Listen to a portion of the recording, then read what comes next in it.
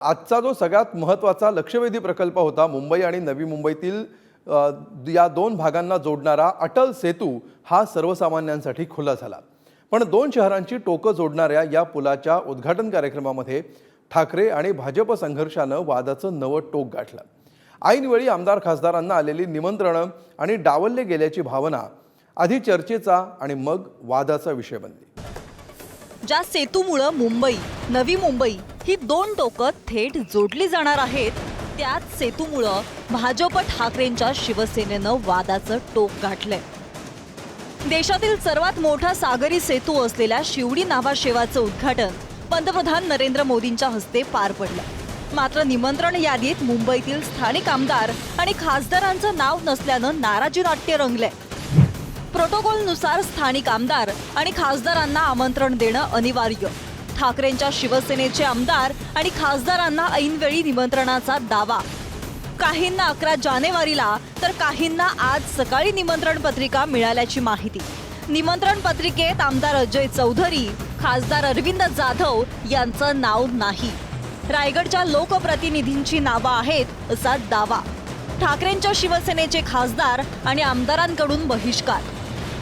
मिंद्यांना निमंत्रण खंद्यांना नाही, त्यामुळे ते सगळे जण त्यांचा भाग येतो हे मी मान्य करतो। हे सगळे खाली आहेत ना सह्या करणारे अधिकारी, यांची हिंमत नाही, हे वरून येतं, कळलं का, कोणाला बोलवायचं ते। त्यामुळे राज्याचे मुख्यमंत्री उपमुख्यमंत्री खास करून जे आहेत भाजपचे, त्यांचा हा सगळा प्रकार आहे। त्यामुळे ते काय ते सांगतील ते करायचं, नाही बोलवायचं नाही बोलवायचं। गुलामांचं राज्य आहे, लाचारांचं राज्य आहे। कोस्टल रोड आहे, तोही माझ्या मतदारसंघातच जातो, त्यामुळे तोही दोन्ही माझ्या मतदारसंघात आहेत, पण त्याचंही निमंत्रण येईल की नाही शंकाच आहे। उबाटाचे नेते आता केवळ धडपड एकाच गोष्टीची करतायत की बातम्यांमध्ये त्यांचे चेहरे कसे झळकतील, पण काही धांदांत खोटं बोलतायत। रितसरपणे निमंत्रण दिलंय।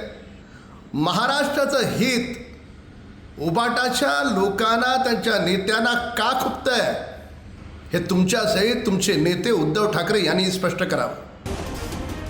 ठाणे लोकसभा मतदारसंघातील दिघा रेल्वे स्थानकाच्या उद्घाटनावरून असाच वाद रंगला। खासदार राजन विचारेंचं नाव लोकार्पण कार्यक्रम पत्रिकेतून वगळण्यात आल्याचा आरोप होतोय।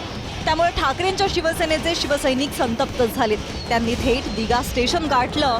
यावेळी भाजप आणि ठाकरेंची शिवसेना आमने सामने आल्याचं बघायला मिळालं।